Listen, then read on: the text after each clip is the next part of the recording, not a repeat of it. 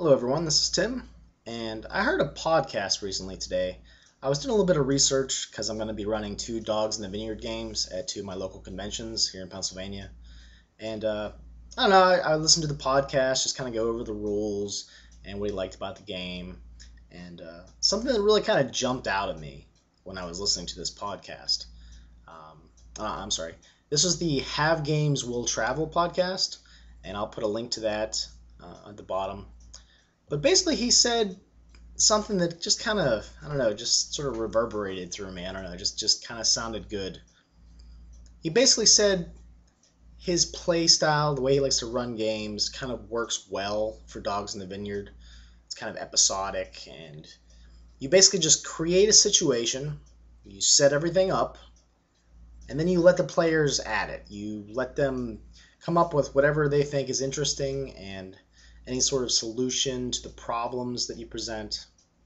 And as the GM, you let whatever happens happen. You just play the NPCs to the hilt. You don't really have a solution in mind.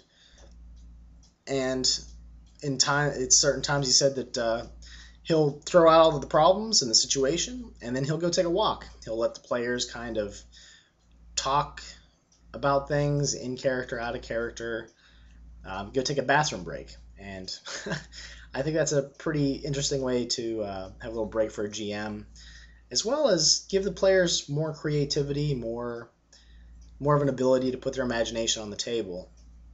And that's just a good way to do it, I think, especially for a game like Dogs in the Vineyard. Now, again, Dogs in the Vineyard is a story game.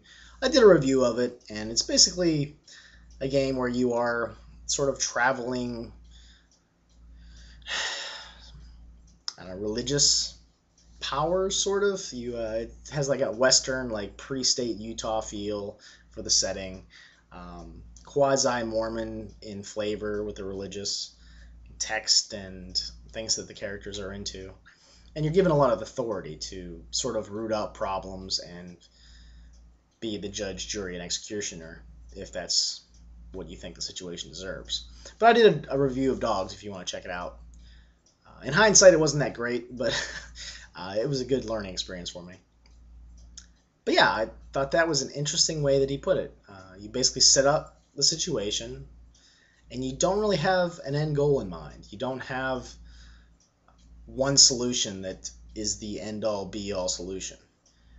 Because I found in my experience that when you do set up games like that, when there is only one solution, the players might not come up with that solution. It might seem like a big blaring neon red sign to you, like there's no way that the players are going to miss this clue or not make this sort of deduction and see the answer that you had in your head the whole time. I know from being on the player side of things, when a GM has one solution in mind and nothing else is going to work, you have to come with this one solution.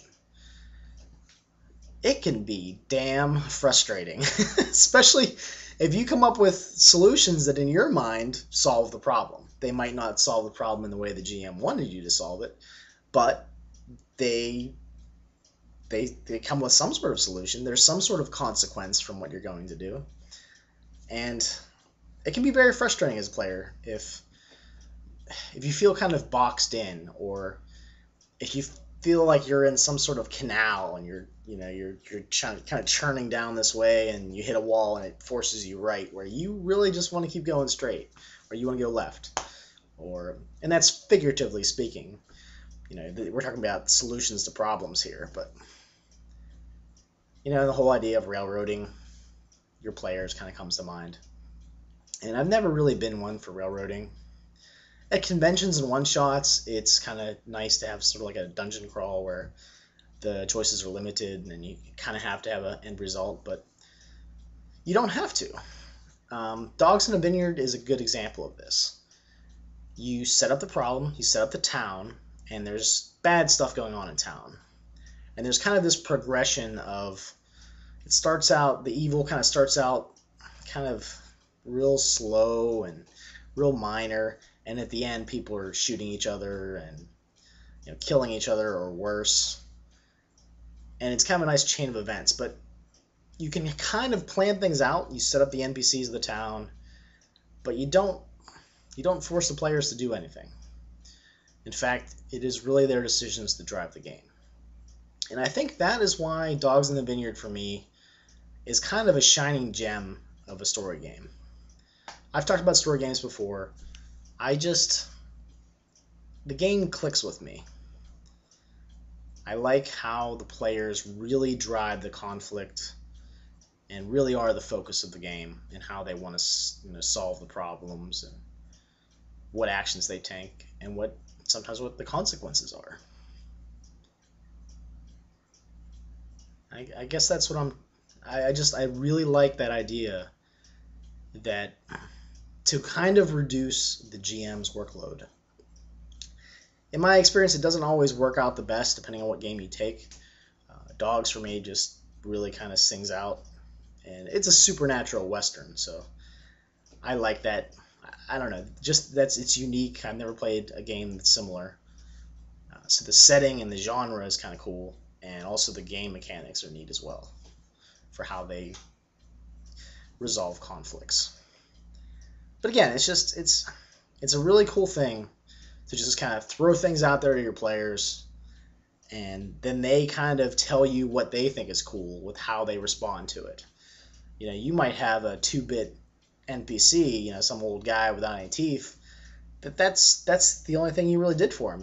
He's an old guy without any teeth, but they might latch onto that and say that guy's the coolest guy ever, and then you have to flesh out that character as you're sitting in front of the table, and that can really change things.